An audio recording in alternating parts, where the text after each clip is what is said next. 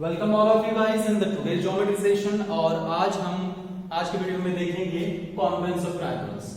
तो पहले मैं एक्सप्लेन करना चाहूंगा when the two triangles are said to be congruent. आपको पता है two figures are said to be congruent if they have same shape and same size. ये मैंने एक्सप्लेन किया था।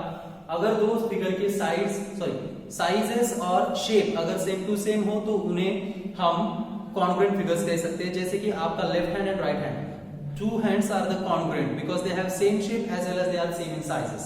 But हम ये जानेंगे कि where or when we can say the two given triangles are congruent to itself or each other. तो दो ट्रायंगल एक दूसरे को कब congruent होते हैं? So we know that if two triangles are said to be congruent if they have what corresponding sides and corresponding angles are equal in length and measures also. इसका मतलब ये होता है कि अगर दो ट्रायंगल्स के corresponding angles और corresponding side दोनों भी अगर एक दूसरे मैच होते हो और इक्वली मैच होते हो तब हम उनको कॉन्ग्रुएंट ट्रायंगल्स कहते हैं। ठीक है, तो इसी आधार पर हम test of congruencies of the triangles कहेंगे, क्योंकि हमें तो पता है कि फॉर एग्जांपल आपके पास एक ट्रायंगल है ये और दूसरा ये एक ट्रायंगल। अगर मैं ये कहूं this triangle is exactly coincide with this another triangle, then both of the triangles are called congruent to itself or each other. It means this side is equal to this one, this side is equal to this one, and this side is also equal to this one.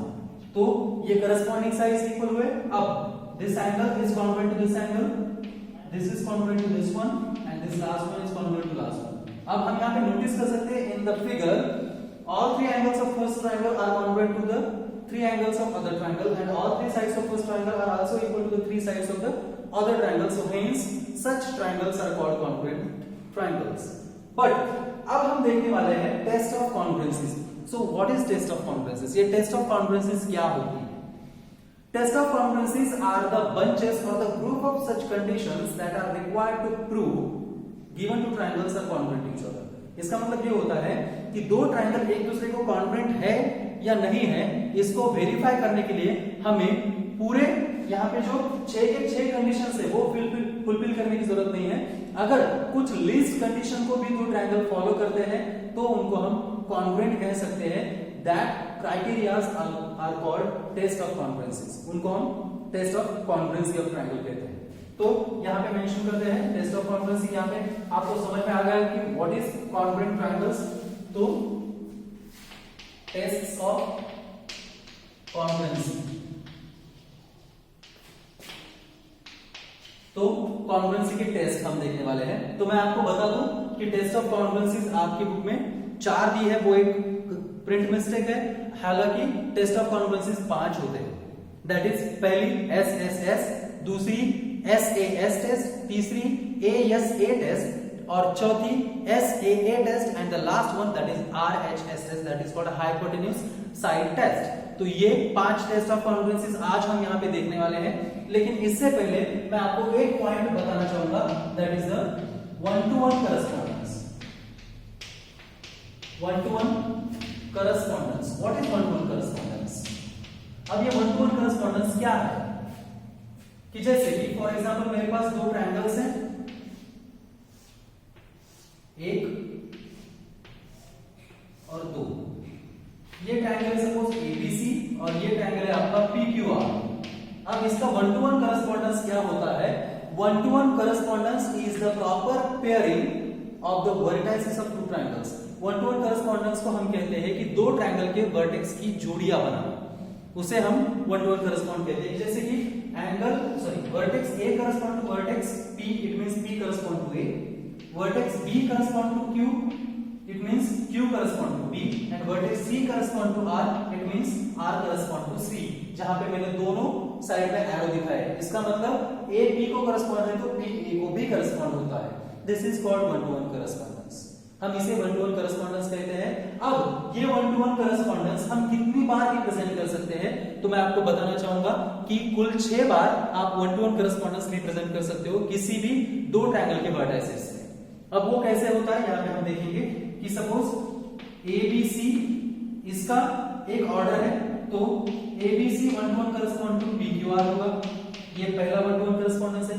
अब जो बाकी के करस्पॉन्डेंसेस आपको लिखने हैं उसके लिए क्या करें आप, एक जो ट्रायंगल है आपका उसके उस एक ट्रायंगल के वर्टिसेस एज इट इज रखके दूसरे के हम चेंज करते रहेंगे। Next ABC 1 to 1 correspond to PRQ, क्योंकि यहां से P से स्टार्ट करते हुए हम ट्रायंगल को दो बार नाम दे सकते हैं। फिर से ABC 1 to 1 correspond to QPR, फिर से ABC 1 to 1 correspond to QRP, फिर से ABC 1 to 1 correspond to RPQ, और last one ABC 1 to 1 correspond to RQP। तो इतनी बार हम 1 to 1 करस्पॉन्डेंस फॉलो कर सकते हैं। अब कुछ लोगों को ये सवाल आता होगा कि सर यहाँ पे अगर हम ABC के भी नाम चेंज कर दे हर बार तो हमें कुल 6 बार की जगह 12 बार 1 to 1 करस्पॉन्डेंस मिलेंगे, लेकिन ऐसा नहीं होगा। अगर यहाँ पे दोनों का भी अगर आप नाम चेंज करोगे तो हर 1 to 1 करस्पॉन्डेंस आपको 2 बार मिलेगा। इसका मतलब एक्चुअली वो होता है बस 6 बार। अब इसका कॉन्ग्रुएंस से क्या लेना देना है वो देखते हैं। मैं आपको बताना चाहूंगा कि कोई भी दो ट्रायंगल जब कॉन्ग्रुएंट होते हैं तो वो 6 में से कम एटलीस्ट एक 1 to 1 करस्पॉन्डेंस फॉलो करते हैं, और अगर वो एक 1 to 1 करस्पॉन्डेंस फॉलो करते हैं तभी वो कॉन्ग्रुएंट कहलाते हैं या फिर वो सिमिलर भी कहलाते हैं। ठीक है, इसका मतलब ये हुआ कि अगर कोई भी ट्रायंगल एक 1 to 1 करस्पॉन्डेंस से अगर कॉन्ग्रुएंट है तो आपको फिगर को बिना देखे भी आप उसके करस्पॉन्डिंग साइड्स और करस्पॉन्डिंग एंगल्स के पेयर लिख सकते हैं। जैसे मैं आपको यहां पे बताना चाहूंगा, vertex A correspond to vertex P, it means angle A to angle P, और next B1 to 1 correspond to Q और C1 to 1 correspond to R। Individually correspondence होते हैं। अब आपको साइड भी कैसे आएंगे वो देखता हूं कि पहले ट्रायंगल के पहले दो वर्टेक्स, दूसरे ट्रायंगल के दूसरे पहले दो vertex, AB 1 to 1 correspond to PQ। अब पहले के लास्ट दो, दूसरे के भी लास्ट दो, BC 1 to 1 correspond to QR, और फिर पहला और आखिरी पहले का, दूसरे का भी पहला और आखिरी, that is AC 1 to 1 correspond to PR। तो ये रहे करस्पॉन्डिंग साइड्स और करस्पॉन्डिंग एंगल्स इस तरह से आते हैं।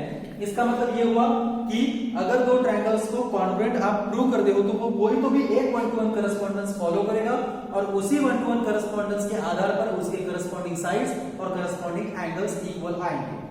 ठीक है, तो ये रहा 1 to 1 करस्पॉन्डेंस। अब बढ़ते हैं टेस्ट ऑफ कॉन्ग्रुएंस की तरफ। ठीक है,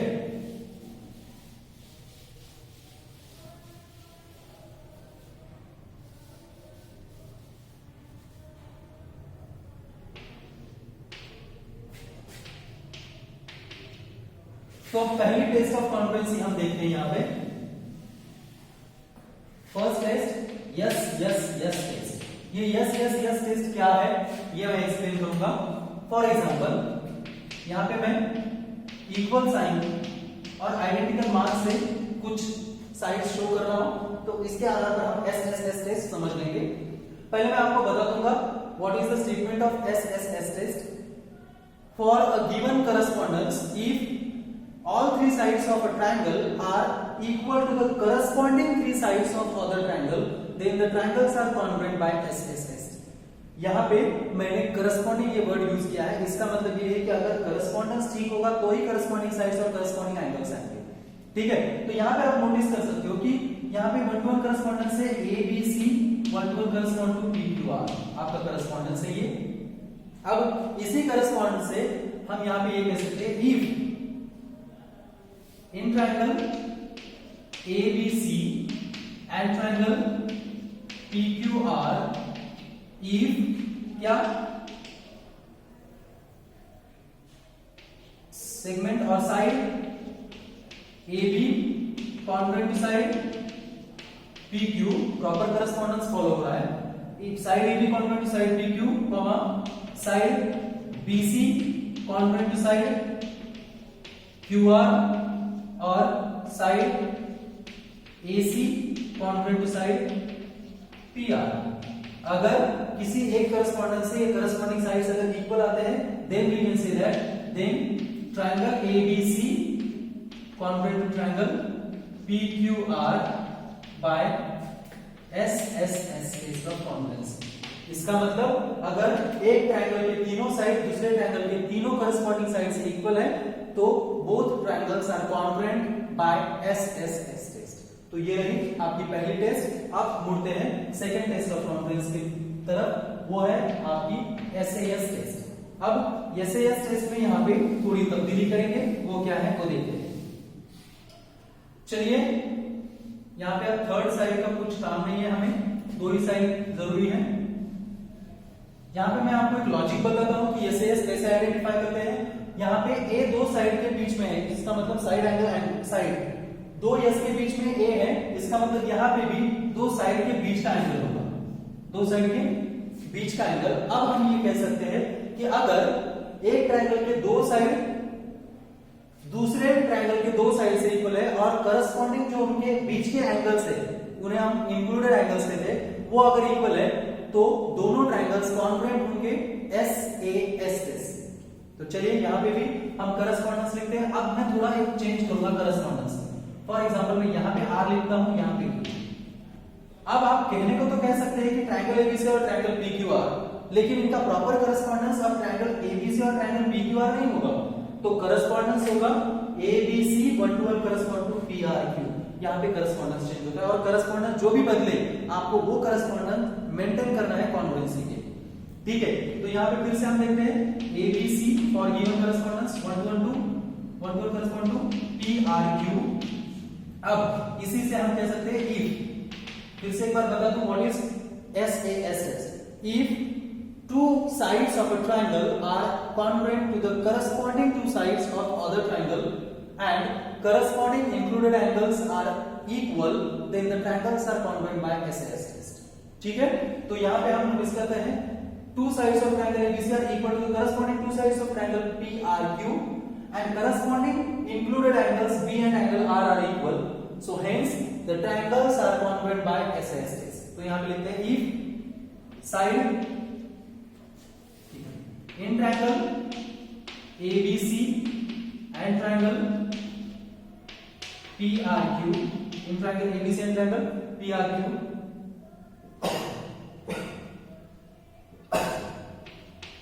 side AB congruent to side PQ, comma angle ABC congruent to angle PRQ, sorry side AB congruent to side PR है, यहाँ पे side AB congruent to side PR, angle ABC congruent to angle PRQ and last one side BC congruent to side RQ। So hence then we can say that then हम ये कह सकते हैं then triangle ABC is congruent to triangle PRQ by SAS test। SAS test से दोनों triangle अब congruent है, ठीक है।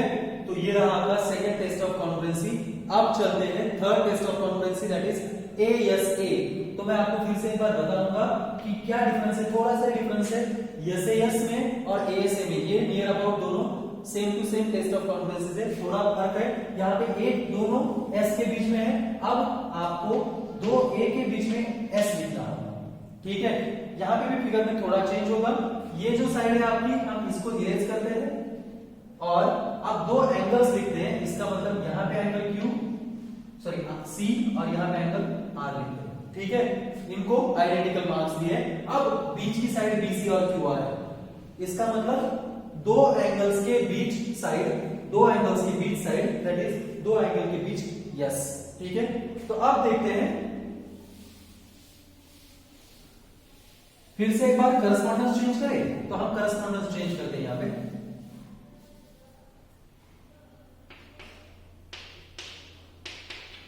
अब फिर आपका करस्पॉन्डेंस चेंज होगा। अब यहाँ पे देखते हैं करस्पॉन्डेंस क्या है। ABC 1 to 1 correspond to QPR। अब ये करस्पॉन्डेंस है आपका, PQR नहीं है ना कि PRQ, ठीक है। तो इस 1 to 1 करस्पॉन्डेंस से ये दोनों ट्रायंगल आपको ASA टेस्ट से कॉन्ग्रुएंट बताने हैं, वो कैसा है वो मैं यहाँ पे एक्सप्लेन करूंगा। For the given 1 to 1 correspondence, if two angles, any two angles of a triangle are congruent to the corresponding two angles of other triangle and corresponding included sides are equal, then the triangles are congruent by ASA। इसका मतलब ये हुआ कि इस triangle के ये दो angle इस ट्रायंगल की इन दो एंगल से इक्वल हो और उनके जो दिए हुए एंगल है उनके बीच की साइड्स दोनों की इक्वल हो, तभी वो ASA टेस्ट से कॉन्ग्रुएंट होते हैं। इसका मतलब फिर हम यहाँ पे लिख सकते हैं in triangle ABC and triangle QPR, in triangle ABC and triangle QPR if angle ABC is congruent to angle QPR, comma side BC congruent to side PR, and last one angle ACB congruent to angle QRP, then we can say then triangle ABC congruent to triangle QPR by ASA test of congruency। तो ये रही आपकी third test of congruency ASA test. अब चलते हैं next fourth test of congruency, चौथी, that is SAA test. इसको आप AAS भी कह सकते हो या फिर SAA भी कह सकते हो, लेकिन याद रखिए SSA टेस्ट नहीं होगी, ठीक है।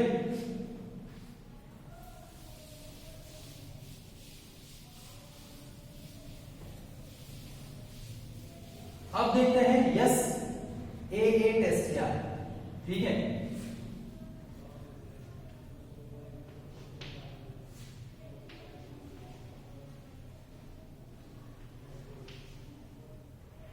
अब यहाँ पे इस फिगर को देख के और इस इनिशियल फॉर्म को देख के आपको समझ आएगा कि व्हाट SAA।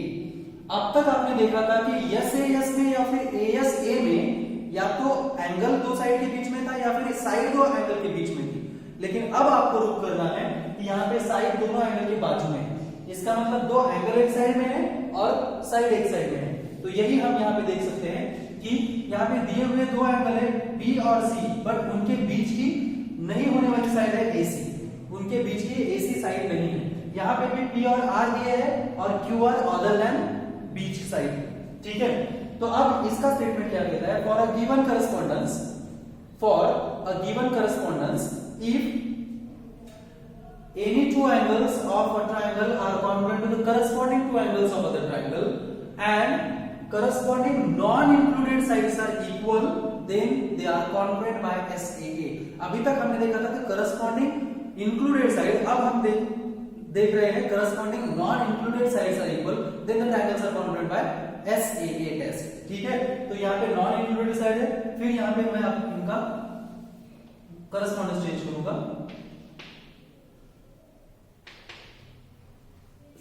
ABC और PQR। अब आप इनको ABC और PQR भी ले सकते हैं या फिर BAC और QPR भी ले सकते हैं, कोई भी आप रोटेशन कोई भी ले सकते हैं, एंटी क्लॉकवाइज क्लॉकवाइज कोई भी, लेकिन जहां से इसको स्टार्ट किया है वहीं से इसको भी स्टार्ट करना चाहिए, ठीक है। तो अब आपको वन टू वन करस्पॉन्डेंस है, that is ABC one to one correspond to PQR, यहां से हमने स्टार्ट किया। अब इसके आधार पर हम ये कह सकते हैं in triangle ABC and triangle PQR, in triangle ABC and triangle PQR, if angle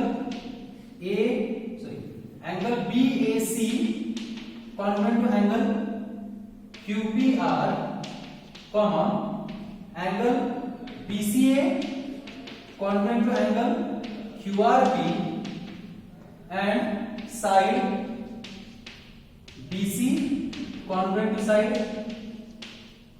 QR, BC congruent to side QR, then we can say triangle ABC is congruent to triangle PQR by SAA test। इसे SAA कहो या फिर AAS कहो, दोनों एक ही है। तो ये है, तो triangles are congruent by SAA test। अब आखिरी टेस्ट ऑफ कॉन्ग्रुएंसी हम देखते हैं last, that is RHS test. RHS इसको हम हाइपोटेन्यूज साइड टेस्ट कहते हैं, ठीक है।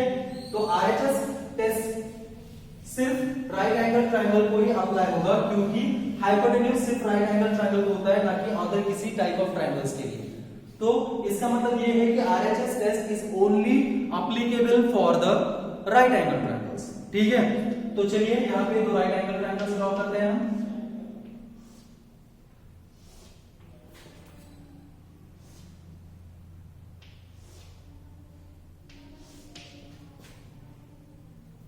ये हमारे दो राइट एंगल ट्रायंगल्स है, सपोज XYZ और DEF। करस्पॉन्डेंस कोई भी हो सकता है, ठीक है। तो इन दोनों ट्रायंगल्स को अब आपको RHS टेस्ट से कॉन्ग्रुएंट बनाना है, ठीक है। तो मैं आपको इसका स्टेटमेंट बताता हूं। For a given correspondence, if hypotenuse of two right angle triangles, corresponding hypotenuse of two right angle triangles are equal and any one pair of corresponding other sides is also equal, then the triangles are congruent by RHS test। इसका मतलब ये होता है कि दो right angle triangles में अगर उनके हाइपोटेन्यूज इक्वल टू हाइपोटेन्यूज हो और परपेंडिकुलर साइड की जो पेयर्स, दो रिमेनिंग पेयर्स है, उसमें से कोई भी एक pairs of corresponding side equal हो, then they are congruent by RHS test. अभी तक आपने देखा है कि दो ट्रायंगल्स को कॉन्ग्रुएंट प्रूव करने के लिए हमें एटलीस्ट 3 कंडीशन फॉलो करनी पड़ रही थी या फिर दोनों को फुलफिल करनी पड़ रही थी। लेकिन RHS टेस्ट एक ऐसी टेस्ट है जहां पे हमको दो ही कंडीशन सफिशिएंट है for proving the two given triangles are congruent और नॉट, ठीक है। तो यहाँ पे हम देखते हैं करस्पॉन्डेंस कौन सा है, XYZ 1 to 1 correspond to DEF, ये आपका 1 to 1 करस्पॉन्डेंस है। अब हम यहाँ पे कह सकते हैं in triangle XYZ and triangle DEF, in triangle XYZ and triangle DEF, if hypotenuse कौन से XZ congruent to hypotenuse DF, hypotenuse XZ congruent to hypotenuse DF and side YZ congruent to side EF, then we can say that then triangle XYZ is congruent to triangle DEF by RHS test। तो ये रहा triangle का congruence by the RHS test. दोनों triangles congruent है by RHS test. तो ये है आपके congruence of triangles, test of congruencies of triangles, part test है। इसके बाद प्रैक्टिस सेट 3.2 का वीडियो आपको मिलेगा, इनके नोट्स भी आपको PDF के तौर पर मिलेंगे। तब तक के लिए रुकते हैं।